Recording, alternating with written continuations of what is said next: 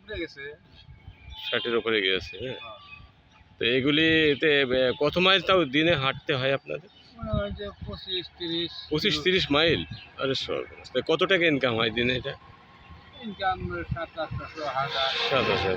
কয় মাস চলে এই ব্যবসাটা? ব্যবসাটা মনে হয় যে এই জায়গায় তো ওই 1 মাস। 1 মাস চলে।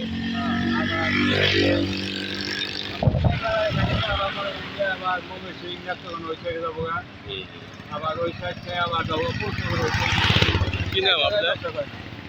আমার নাম মোহাম্মদ শুকুর আলী। শুকুর আলী, আমজুবি বাড়ি? না, বাড়ি আমার টাঙ্গাইল। টাঙ্গাইল, এখানে থাকেন?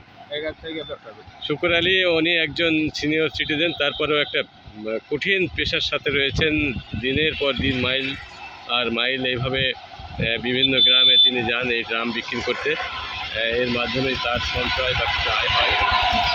এবং মেহেরপুর অঞ্চলে বিশেষ করে আপনারা জানেন যে চৈত্রালি ফসল ওঠে, ধান, গম, ছোলা, মসুর, এই তখনই এই ড্রামগুলি গ্রাম অঞ্চলে বিক্রি হয় এবং সেই বিক্রির জন্যই টাঙ্গাইল থেকে সরাসরি নিয়ে আসেন মেহেরপুরে। মেহেরপুরে বিভিন্ন গ্রামে এভাবে তারা বিক্রি করেন এবং দৈনন্দিন তারা জীবিকার তাগিদে গ্রাম থেকে গ্রাম এবং রাস্তা মাইলের পর মাইল এভাবে তারা বিভিন্ন জায়গায় গিয়ে তাদের দৈনন্দিন আয় করার চেষ্টা করেন।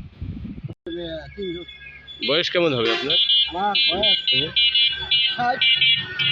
ও, তাহলে এখনো বয়স্ক ভাতা পাননি? বয়স্ক ভাতা পাননি এখন? 60 হয়েছে তো, 65 মানে হবে।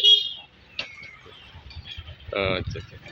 কি না, মোহাম্মদ ওমর আলী, তিনি এসছেন টাঙ্গাইল জেলা থেকে মেহেরপুরে এই যে ড্রাম বিক্রি করার জন্য। প্রতি বছরে আসেন, উনি বলছেন যে দিনে 8-10টা বা 15টা বিক্রি হয়। মাইলের পর মাইল, গ্রাম থেকে গ্রাম, আর এক গ্রাম থেকে আরেক গ্রাম, এভাবে ছোটাছুটি করেন, দৌড়াদৌড়ি করেন, তারপরে তার দৈনন্দিন আয় হয়।